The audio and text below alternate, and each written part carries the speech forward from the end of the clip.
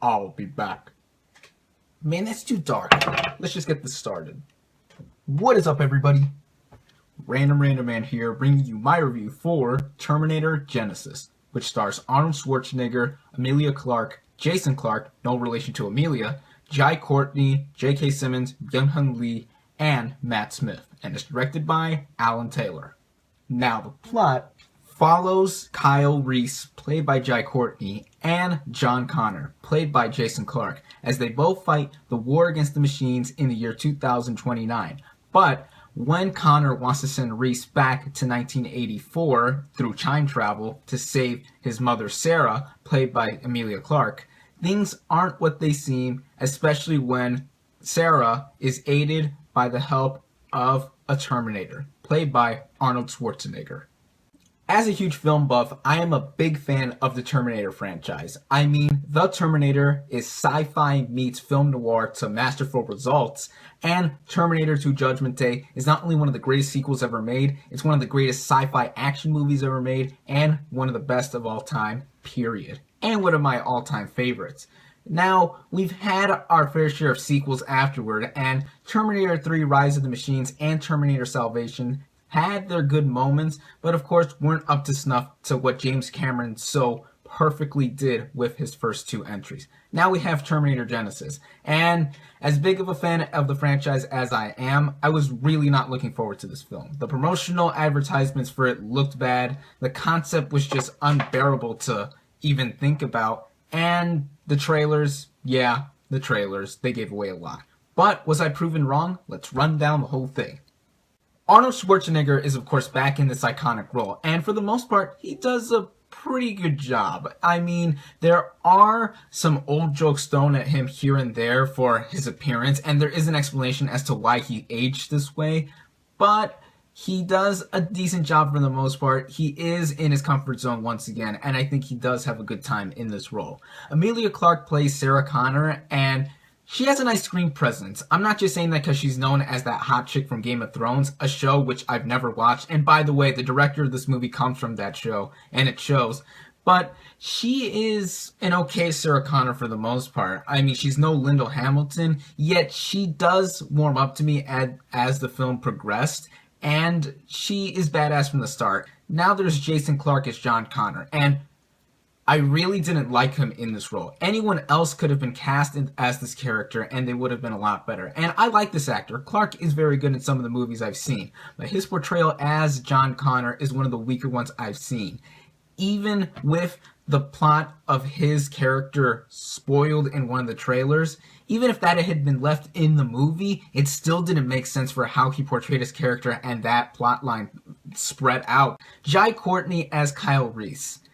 Nothing against this guy. He is just a stiff and wooden actor who is unable to portray emotions or personality on screen. And that's no different with his portrayal of Kyle Reese. I have so much more respect for Michael Biehn's portrayal that Kyle Reese in Terminator Genisys just looks very bland, very trite, and just flat out, meh. There are other characters here, of course, like J.K. Simmons, who plays this cop who tries to help out Kyle Reese and Sarah Connor, and he's interesting from the moment he is introduced. But the sad part is that his character gets shafted from when he first comes on screen to the very end where he only pops up briefly there. Now we have Byung-Hun Lee as the T-1000, and, like Simmons, wasted. And Matt Smith from Doctor Who, another show which I've never watched, and his character was thankfully not spoiled throughout all the advertisements, but there's a good reason.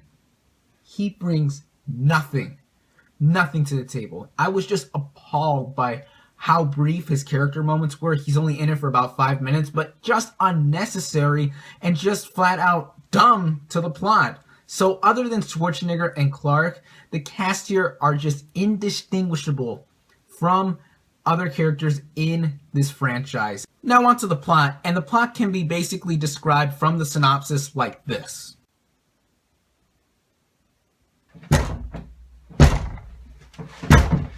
Where do I begin with this story? Forget that it's a mess. You know what? It's not just a mess. It's sloppy, convoluted beyond belief. But It's flat out confusing at times. What do I mean by this? Well, for the first 20 minutes to about a half hour or so of this film, I was pretty into it. The future segments in that.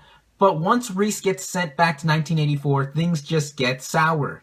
And once that does hit, some scenes become a blatant shot-for-shot remake of the original Terminator movie. Like, dead on. I was pretty amazing how unbelievable these scenes were in actually accurately being like how Cameron first shot them.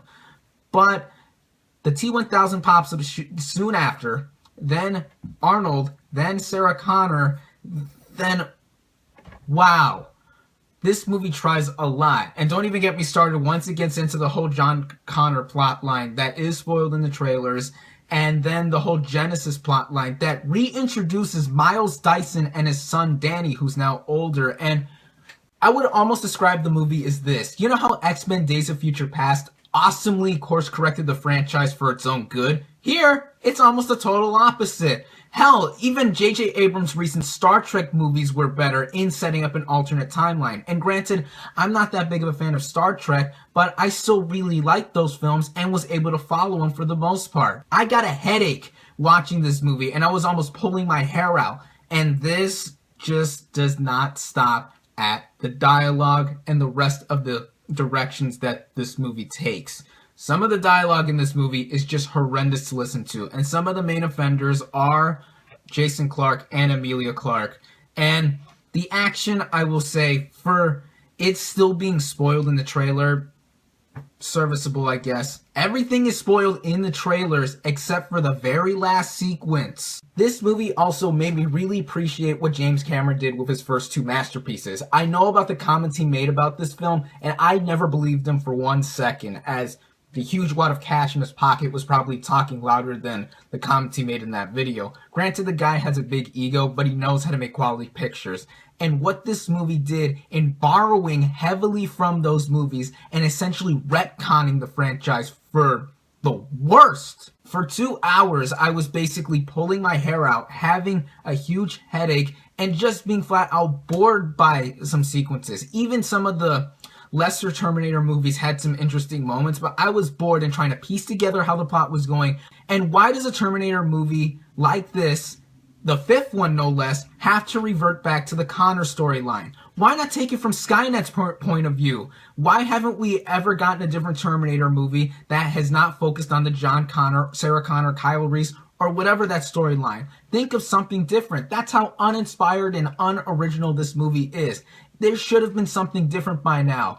My final thoughts on this movie are that Schwarzenegger cannot save horrible screenwriting and indistinguishable characters. Granted, I did enjoy Schwarzenegger and Emilia Clarke for the most part, because they are probably the most decent actors in this movie. The action is serviceable, I guess, despite being forgettable and spoiled, and I did enjoy the first segments of this film. But I cannot figure out what is worse. I did not like the other characters. I hated the writing to this movie. The script is just appalling and unacceptable for a Terminator film, and it really made me appreciate what Cameron did with his first two masterpieces. In fact, I heard he is getting the rights back to the series in a few years' time, and that time period cannot come fast enough. I hope he comes back to this series with a vengeance and delivers another stellar entry, because he is probably going to end up directing Avatar sequels for the rest of his life, but I hope he comes back. If you're planning on seeing this movie, I do not recommend it, especially if you are a fan of Terminator, as it is a slap in the face to everything that this series has built up to this point. This is easily the worst one I have seen in this series. This movie should have been terminated as soon as it was announced. My final verdict for Terminator Genisys is 1.5 out of 5 stars. Thank you all, as always, for watching. Be sure to like this video, comment on what you thought of Terminator Genisys, subscribe to my channel for more, and I'll catch you on the next movie review.